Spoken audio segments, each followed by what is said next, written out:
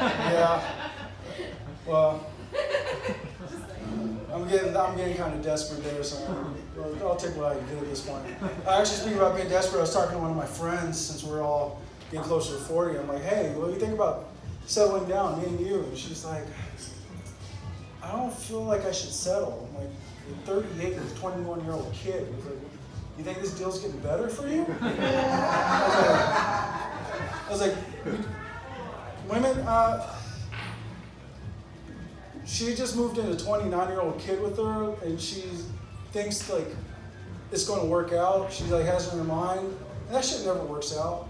The way you know it never works out is because Demi Moore couldn't keep Ashton Kutcher. She's a hell of a lot cuter than my friend Kelly. There's guys, we like younger women. That's how it's always been. Old guy with money goes and dates a younger woman.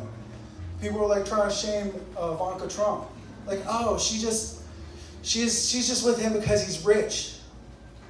So? I was like, is that a new thing? Is she the first one? That's never happened before? And he's a fucking billionaire. It's like, how many of those are walking around? You're like, you guys gotta stop fucking hating. I kind of miss him though. Like, I miss having an inappropriate president. I mean, Biden, he has his own little quirks, just he's slipping into senility in front of us. It's really interesting to watch, but it's a little more scary. Like, everybody is like shitting their pants over Trump. Like, oh my gosh, he's gonna get us in a war. He's tweeting such inappropriate shit. But then you got Biden, he's like doing those weird whispering scenes in his like press interviews. You guys see those? We're the ones that What the fuck is going on? No, he's still not as interesting as Trump, but you know who is? Are you guys familiar with his son Hunter Biden? That dude, like, Biden had 2 sons. The older one died of brain cancer during the last election cycle. It was tragic, yeah. But anyway, not long after that, Hunter started dating his sister-in-law, the widow. He starts banging his dead brother's wife. And the only reason he gave her up, we found out on his laptop, is because he likes hookers and crack. Which I have to give him props for, because most elites would go at coke and hookers, but he made the decision to go with crack, which means that he has a black hookup somewhere, which means he's not racist.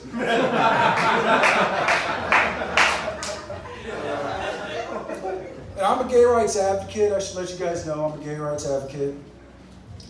Not that I care about their rights, but I want to be able to do the inappropriate shit they do to girls in public. Like, I was at work, and one of my coworkers, my gay coworker, goes up to this girl with a huge rack and just starts jiggling her titties right in front of us. And it's just like, I don't know what conversation happened before that.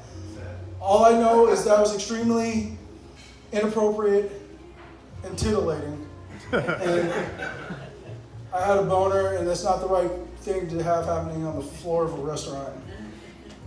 But I was thinking, man, I would give up any of my fucking rights to be able to walk up and just jiggle a girl's tits. Like, you can have my guns. I was like, I'll never touch a fucking gun again. I would never touch a gun. They'd be like, hey, it was like, we have a war starting. I was like, I'm too busy jiggling titties. So you guys keep that fucking war. I was like, they get in between me and titties and we'll talk. And women don't understand how important titties are for us. I have dreams. Have you ever had a dream about dick? Ladies, anybody ever dreamed about dick? I had a dream about titties. It was, I was backstage at a concert, and I didn't even know where I was, but then Janet Jackson comes walking out.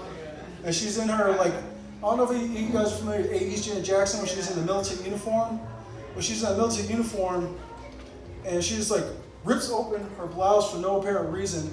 And then it's that titty that I saw during the Super Bowl with a sun shield around it. And then, like, everything else in the dream went white. And, like, I was looking through a lens of a camera, and I just zoomed in on Janet Jackson's left titty. And then it's all that I could see, and in the background I hear, lick it! And I go, I can do that? And then I I woke up and that dream could have ended so much better. I was so disappointed. I didn't realize I was that addicted to Janet Jackson's titties anymore. Like, and as much as I masturbated to her, I think I would remember one of her songs. But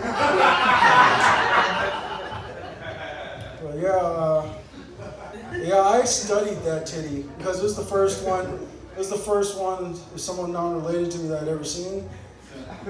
Does anybody even remember who played in that Super Bowl? No. No? But you guys remember the titty? You remember who was dancing with him? You remember who showed us the titty? Justin Timberlake. That was the first time I ever liked him. I always thought he was such a douche. He's like, oh, I fucking hate that curly-haired prick. But then he showed us the titty, and I was like, props, Justin. Yeah, well, I mean, yeah. No, I mean now, after he showed us the titty. Yeah, I can deal with him now. Like, let him keep doing his thing. Michael Jackson wannabe. Yeah, so that's about all I got for you guys tonight. It's about my time. So I'm Bob Jenkins. Thank you once again. Please give it up for your host, Jacob Flores.